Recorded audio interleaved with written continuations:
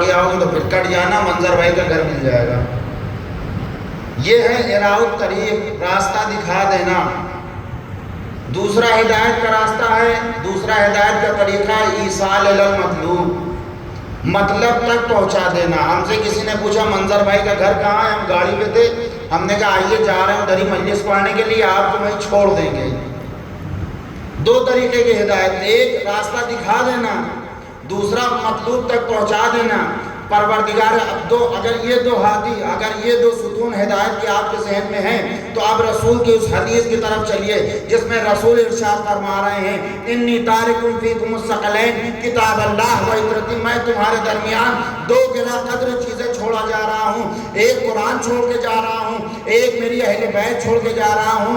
قرآن ہے اراء الطریق، قرآن راستہ دکھاتا ہے، اہل بیت ہے ایصال الی المطلوب، اہل بیت مطلوب تک پہنچاتے ہیں، اہل بیت مطلوب تک پہنچاتے ہیں۔ شاید یہی وجہ ہے، شاید یہی وجہ ہے کہ قرآن کے بعد، قرآن پڑھنے کے بعد گمراہی کا امکان پایا جاتا ہے، اور آپ نے دنیا میں دیکھا ہے کہ قرآن کی آیتوں کا کتنا غلط مطلب نکالا گیا، اس لیے کہ قرآن صرف راستہ دکھائے گا۔ ہم نے آپ کو راستہ بتا دیا کہ منظر بھائی کا گھر یہاں ہے، اب پہنچنا، اسے سمجھنا راستے کو، اور سمجھ کر کے اس راستے تک پہنچنا یہ آپ کے اوپر ہے۔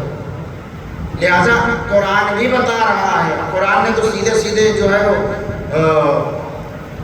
بات آپ سے کر دی۔ قرآن کہتا ہے کہ ہم نے تمہیں جو ہے وہ راستہ دکھا دیا ہے، انا ہدیناہ السبیل اما شاکرا و اما کفورا، ہم نے تو تمہیں راستہ دکھا دیا ہے، چاہے شکر گزار بن جاؤ یا ہماری نعمتوں کا انکار کر کے کفران نعمت کر لو، کافر ہو جاؤ۔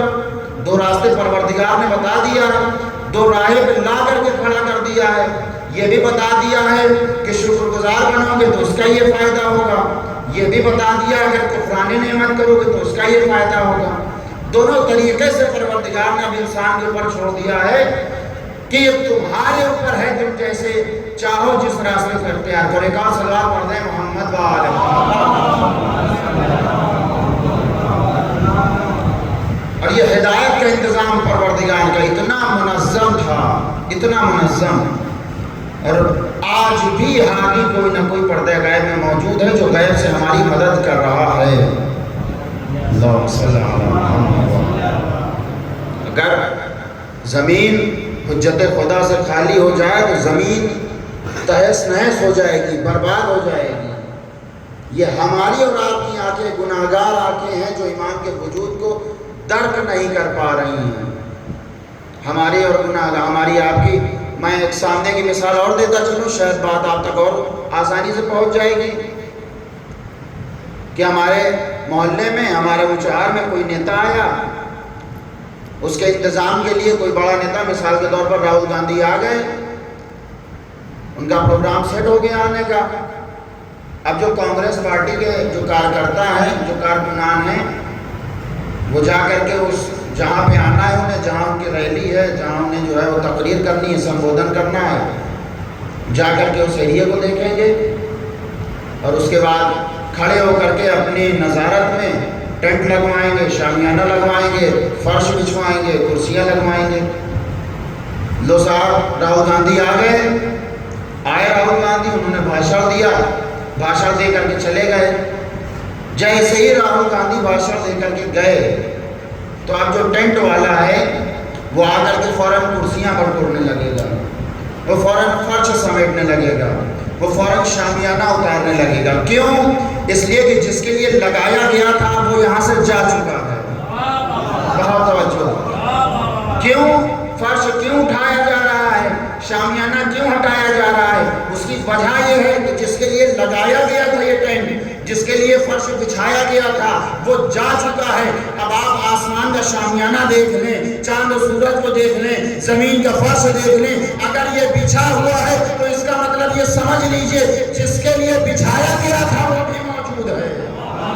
ایک صلوات پڑھ دیں محمد